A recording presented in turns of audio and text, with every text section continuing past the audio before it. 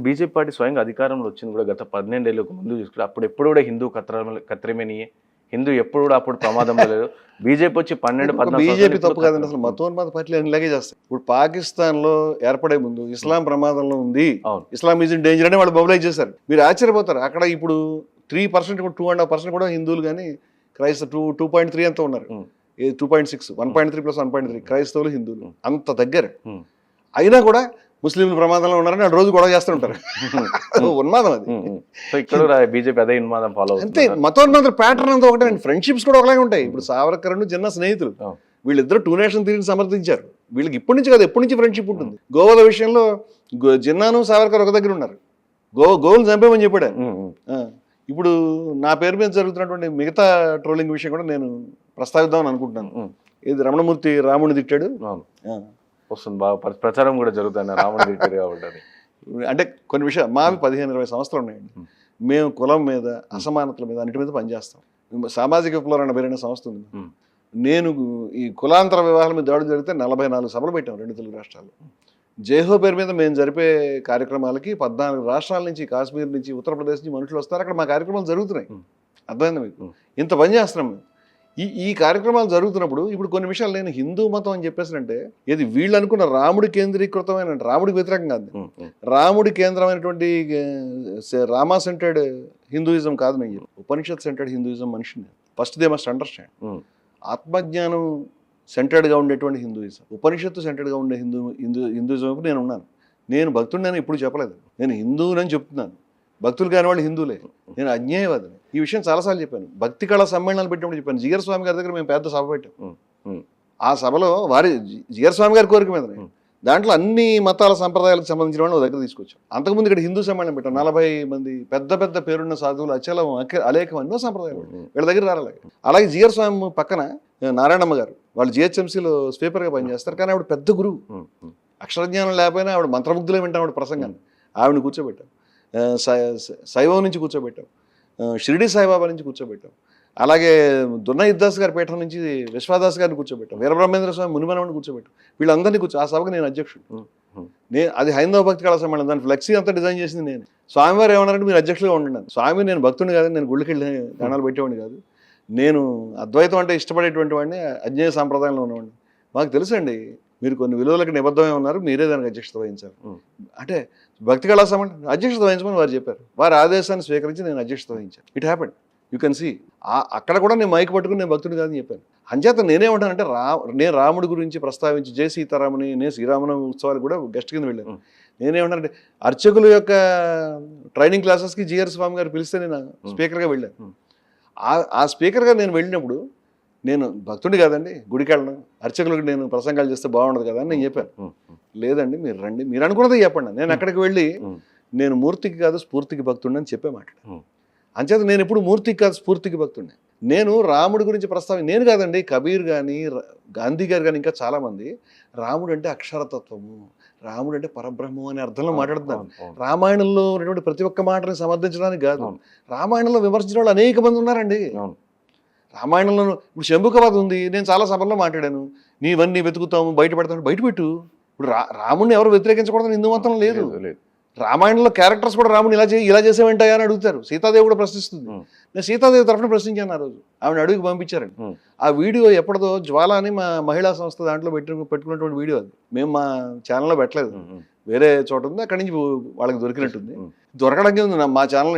నేను ఓపెన్గా చెప్తాను కదా, దాన్ని మాట్లాడాను. కానీ వాళ్ళు దాన్ని కట్ చేసిన విషయం చెప్తాను నేను మీకు. అది దాని గురించి మాట్లాడేటప్పుడు దమ్ముంటే మొత్తం వీడియో పెట్టి మాట్లాడమని చెప్తాను. దమ్ముంటే ఓపెన్ ఛాలెంజ్. ఎందుకంటే ఆ వీడియోలో నెక్స్ట్ నేను ఖురాన్ని విమర్శించాను. ఖురాన్ని విమర్శిస్తే వీళ్ళకి సంతోషం పొంగిపోవాలిగా. నేను నా జీవితంలో ఖురాన్ని, ప్రాఫిట్ని విమర్శించినందుకు నా మొదటి కేసులే విజయ విహారం, మా ఆఫీస్ సీజ్ చేయడం అన్నీ కూడా ప్రాఫిట్ మీ కేసుల మీద అయినాయి. జీసస్ని విమర్శించాను, మేరీని విమర్శించాను. నేను తెలియదు అప్పుడు పొట్ల 2000 సంవత్సరం చెప్తున్నాను నేను. తార్నాకలో మా ఆఫీస్ మొత్తం సీజ్ చేసి ఆఫీస్ బయట నుంచి అరెస్ట్ చేశారు. మొత్తం అన్ని చోట్ల మమ్మల్ని అరెస్ట్ చేశారు. అదే వీడియోలో నేను ఖురాన్ని విమర్శించాను, ఖురాన్లో ఉన్నటువంటి ఆయతుల్ని విమర్శించాను. స్త్రీని మీరు ఆ విధంగా సేద్యభూమి అని ఎలా అంటారని అడిగాను. స్త్రీని మీరు తక్కువగా ఎలా మాట్లాడతారని అడిగాను. బైబిల్ని విమర్శించాను. బైబిల్లో పక్కటెంపుగా స్త్రీని ఎట్లా పోలుస్తారు అని అడిగాను. అదేవిధంగా బౌద్ధాన్ని విమర్శించాను. నాకే తేడా లేదు. బౌద్ధాన్ని విమర్శించి ఆయన చాలా కాలం ఆడవాళ్ళకి దీక్ష ఇవ్వలేదు. తథాగతుడు ఆనందుడు అడిగితే వాళ్ళంతా పాపం నెత్తురు ఓడేలాగా చాలా దూరం నుంచి మన వెనకాల నడుస్తున్నారు. బాబు నాయన తథాగతుడు జ్ఞానం స్త్రీలకు లేదా అంటే అప్పుడు ఆయనకి ఒత్తిడి తట్టుకోలేక సరేనిచ్చి ఒక పొరపాటు మాట అన్నాడు. పొరపాటు నా అభిప్రాయం, నాకు అభిప్రాయాలు పెట్టుకుని హక్కు బుద్ధుడేనే అంటాను. ఏమన్నాడంటే ఆయన బౌద్ధం 1000 ఏళ్ళు ఉంటుంది కానీ ఇగో వీళ్ళు వచ్చారు కాబట్టి ఇంకా 500 ఏళ్ళు అని చెప్పాడు. అన్యాయం కదా స్త్రీల మీద బండేయడం. ఇలా మతాలన్నీ బండలు వేసినాయి. మాట్లాడద్దంటే ఎలాగా? శంభుగుడి గురించి మాట్లాడద్దు, లేకపోతే ఇంకో విషయం మాట్లాడదంటే మాట్లాడతామండి. ఏకలవ్యుడి గురించి మాట్లాడతాం. నేనేం చెప్పానంటే అసమానత్వం, ద్వేషం ఈ మతంలో ఎక్కడెక్కడుందో ఆ ప్రతి ఒక్క పాయింట్ మేము విమర్శిస్తాం. ఎందుకంటే మా మతంలో ప్రధానమైన సూత్రం సమానత్వమే. దీని అర్థం నేను రాముడితో మొత్తంగా వ్యతిరేకమని కాదు. రామాయణంలో చాలా మంచి విషయాలు నేను చాలాసార్లు చెప్పాను. ఇప్పుడు నువ్వేం చేస్తున్నావు అంటే సెలెక్టివ్గా నేను మాట్లాడేటువంటి పార్ట్ తీసి మళ్ళీ ఖురాన్ని బట్టి ఎడిట్ చేసి ఇగో రమణమూర్తి చాలా దుర్మార్గుడు, తర్వాత నా మీద కేసులు అండి. విజయ విహారం లాగా కేసులు ఎదుర్కొన్న పత్రిక అసలు 2 తెలుగు రాష్ట్రాలకు భారతదేశంలో లేదు. మేము స్టాండ్ అయ్యాం. బిగ్గెస్ట్ కుంభకోణాలు బయటకు తెచ్చాం. చంద్రబాబు గారి మీద IMGB కుంభకోణం బయటకు తెచ్చాం. కాంగ్రెస్ మీద జూబ్లీ హిల్స్ హౌసింగ్ కుంభకోణం బయటకు తెచ్చాం. కమ్యూనిస్ట్ పార్టీలతో తలపడ్డాం, నక్సలైట్లతో తలపడ్డాం, RSSతో తలపడ్డాం. ఒకళ్ళతో కాదు. మొట్టమొదట ఏడాది కంప్లీట్ అవ్వకుండా మా ఆఫీస్ మొత్తం నేను చెప్పాను కదా సీజ్ చేసి, మా కంప్యూటర్లు సీజ్ చేసి ఆఫీస్ బాయ్తో సహా అందరిని అరెస్ట్ చేశారు. బయట స్టాల్లో పత్రికలు పెట్టే వెండర్స్ని అరెస్ట్ చేశారు. నేను ఒక్కడే దొరకలేదు. నేను లేట్గా వెళ్ళాను ఆ రోజు. 2 నెలలు నేను హైడింగ్లో ఉండాల్సి వచ్చింది. అక్కడి నుంచి మొదలు పెట్టుకుని నమ్మి కంటిన్యూస్గా దాడులు జరుగుతూనే ఉన్నాయి, కంటిన్యూస్గా కేసులు వస్తూనే ఉన్నాయి. అన్నీ ఫేస్ చేశాను. ఇవాళ ఏం చేస్తానంటే 5 సంవత్సరాల క్రితం నామీ పెట్టినటువంటి కేసులు, ఆ కేసుల్ని చిచి ఇలాంటి తప్పుడు కేసులు పెడతారని కోర్టు కొట్టిపారేసి చించేసింది. ఇప్పుడు తెలుసా? ఇప్పుడు కాదు, 15 ఏళ్ల క్రితం 20 ఏళ్ల క్రితం అవన్నీ పెట్టి ఎక్స్ప్లోజివ్స్ ఉన్నాయి, ఏది మందుగుండు సౌకర్యం అవన్నీ పోలీసులు తెచ్చిపెట్టారు. పోలీసులు ఒక స్టోరీ రాస్తారు, ఇది ఎన్కౌంటర్ స్టోరీ. ఆయన లాకప్లో చచ్చిపోయాడు, తాడు కట్టుకుని వేలాడ తీసుకుని చచ్చిపోయాడు అంటే తాడు లేదు కదా, ఈ గోడ ఉంది కదా అని గోడకే వేలాడ తీసుకుని, గోడకి ఎట్లా వేలాడ తీసుకుంటారంటే అదే రాస్తాడు. పోలీస్ స్టోరీలు అలాగే ఉంటాయి. అలాంటి పిచ్చి స్టోరీలు రాశాడు. వాళ్ళు రాసిన స్టోరీ పట్టుకుని ఈయన అది చేశాడు, ఈయన ఇది చేశాడు, ఈయన పైకి శాంతిగా మాడుతున్నాడు. ఇప్పుడు నన్ను ఏం చేయమంటావు? ఆ కేసులు కొట్టేసి 15-20 ఏళ్ళు అయింది. నువ్వేం చేస్తున్నావంటే ఆ జడ్జిమెంట్ పార్టు జడ్జి చెప్పింది చెప్పకుండా ఆ మిగతా పార్టీలన్నీ బయట ప్రచారం చేస్తాం. ఇప్పుడు ఏం చేయాలరా? 15-20 ఏళ్ల క్రితం విషయం అని చెప్పి ఇదే నవ్వే మాట్లాడేది. దీనికంటే రమణమూర్తిని అవుట్ చేయాలంటే డైరెక్ట్ మార్గం ఏంటంటే, డైరెక్ట్ మార్గం చెప్తాను మీకు. అయోధ్యలో పోయినటువంటి వేల కోట్ల రూపాయల విషయం మాట్లాడండి. అలాగే ఎందుకు బొమ్మలు వాడుతున్నారు, ఎందుకు హనుమంతుడిని బీజేపీ జెండా పట్టుకుని డ్యాన్స్ చేయిస్తారు, ఎందుకు హరహర్ మోదీ ఘర్ ఘర్ మోదీ అని హరహర్ మహాదేవ మా నినాదం కదండి. ఏడుకొండలవాడ వెంకటరమణ గోవింద గోవింద అంటారు. మీరు తిరుపతి వెళ్తే ఆ నినాదం మోగుతూ ఉంటుంది. ఏడుకొండలవాడ చంద్రబాబు అంటే ఎలా ఉంటుంది? వీపులు బద్దలు కొట్టరు మనకి. అవునా కదా? భక్తుల మనసులు గాయపడవు. మీరు అన్నారే అసలు ఇవన్నీ క్షేత్రాలు కాదు, కాశీయే ముఖ్యమైన క్షేత్రం. మన చిన్నప్పుడు అంతా కూడా కాశీకి వెళ్ళినా కాటికి వెళ్ళినా ఒకసారి కాశీకి వెళ్ళినప్పుడు పిల్లిని సంకబెట్టి వెళ్ళినా అన్ని కాశీ మీదే ఉంటాయి. Kashi is very important.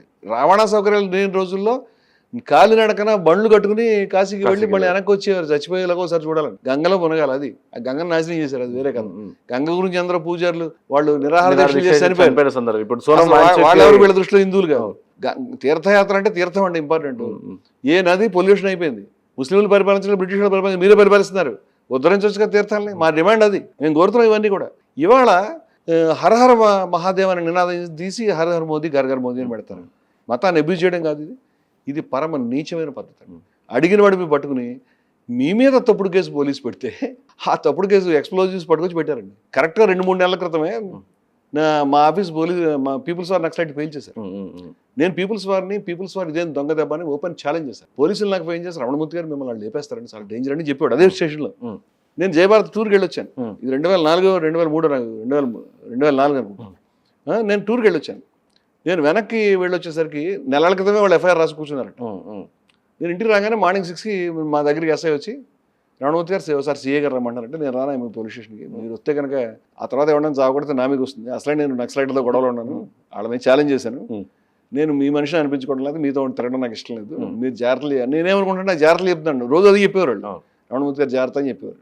ఇప్పుడు వీళ్ళు పని చేస్తానంటే ఎలా కామెడీ మనకేం తెలుసు.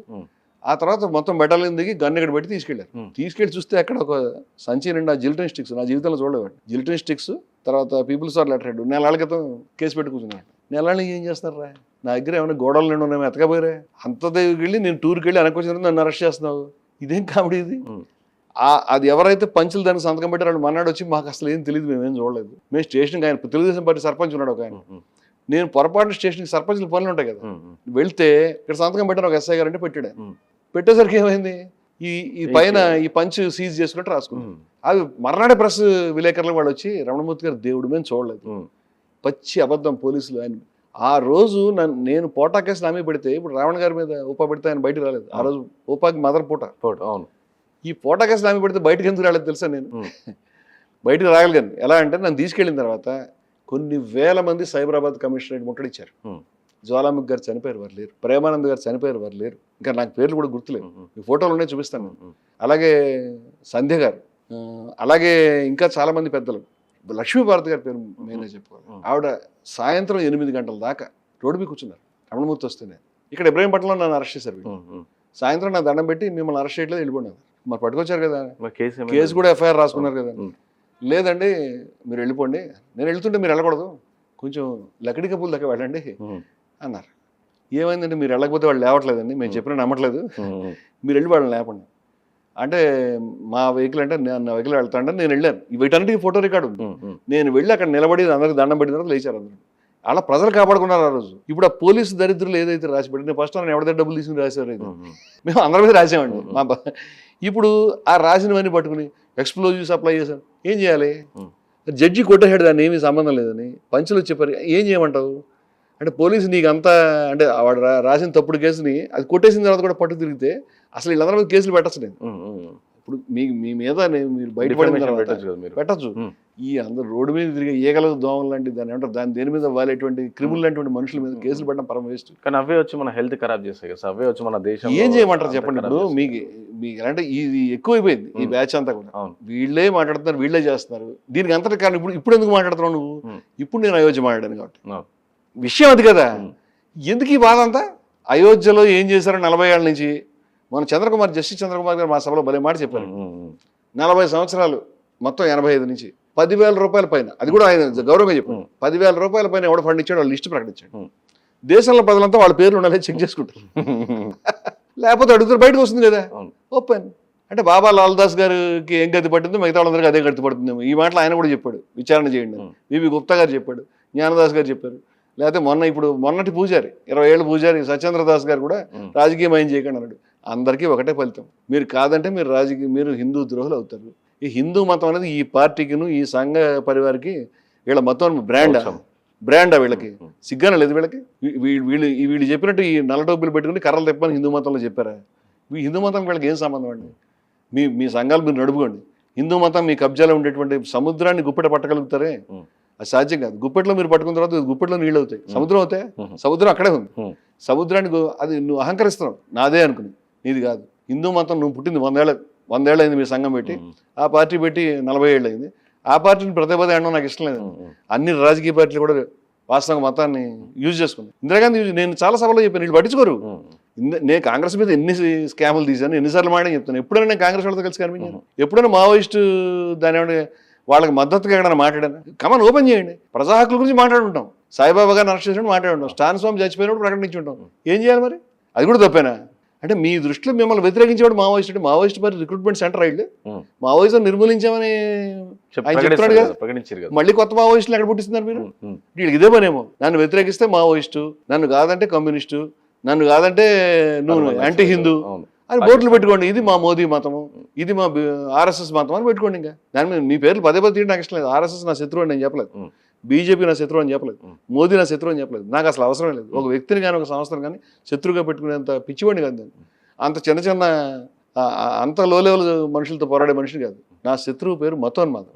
హిందూ మతోన్మాదం, ముస్లిం మతోన్మాదం, క్రైస్తవోన్మాదం అన్నీ నా శత్రువులే.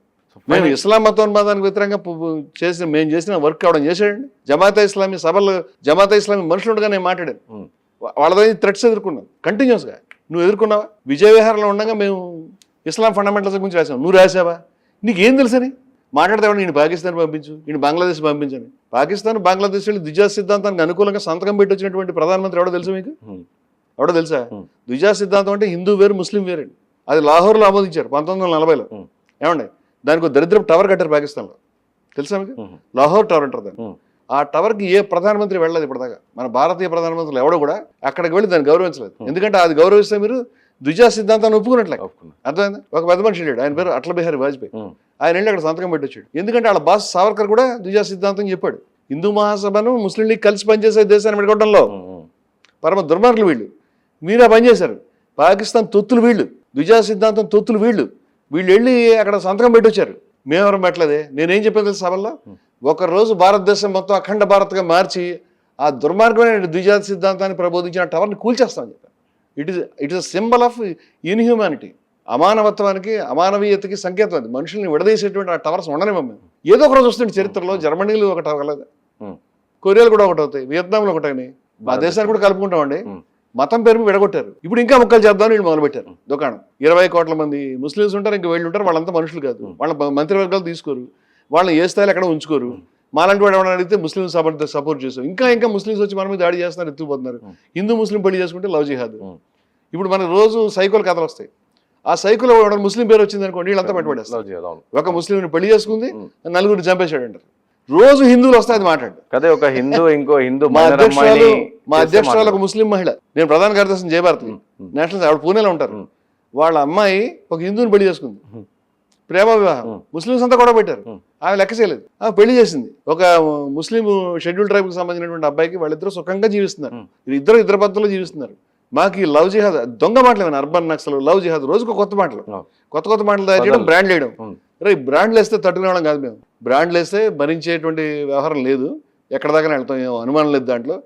మీరు మమ్మల్ని ఎట్టి పరిస్థితులు అణిచివేయలేరు. ఎందుకంటే ఈ భూమి యొక్క మట్టిలో ఉండేటువంటి సారం ఏది ఉందో, స్వామి వివేకానందుడు ఏం చెప్పాడు, గాంధీ గారు ఏం చెప్పాడు, దయానంద సరస్వతి ఏం చెప్పాడు, మహనీయులు ఎంతమందో, దొన్న యుద్ధాస్ ఏం చెప్పాడు, బ్రహ్మనాయుడు బసవన్న ఏం చెప్పాడు, కబీర్ ఏం చెప్పాడు, రవిదాస్ ఏం చెప్పాడు, నారాయణ గురు, అవన్నీ రాస్తున్నాం, అవన్నీ మాట్లాడుతున్నాం.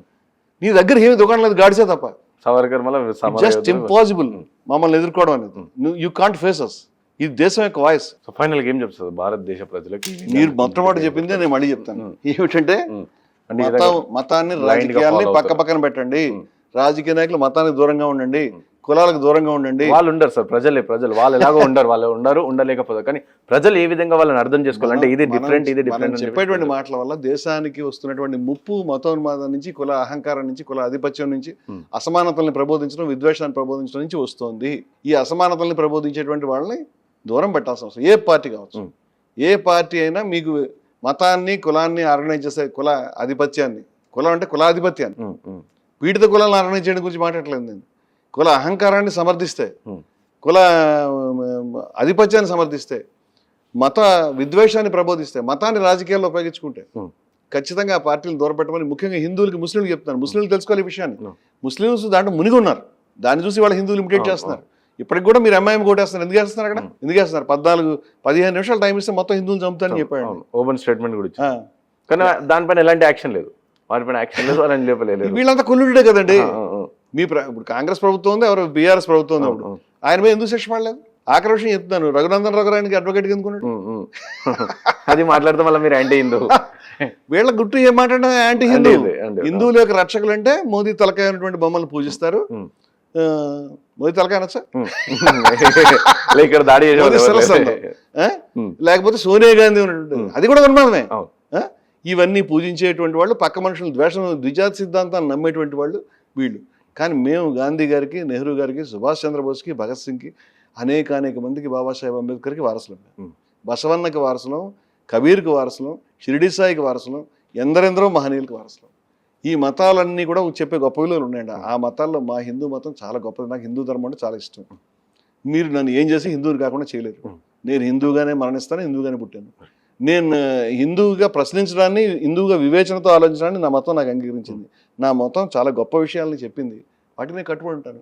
నేను మళ్ళీ చెప్తాను, ఉపనిషత్తు ఉపనిషత్తు అంటేనే హిందూ మతం ఒకసారి సుప్రీంకోర్టు తీర్పిచ్చిందండి.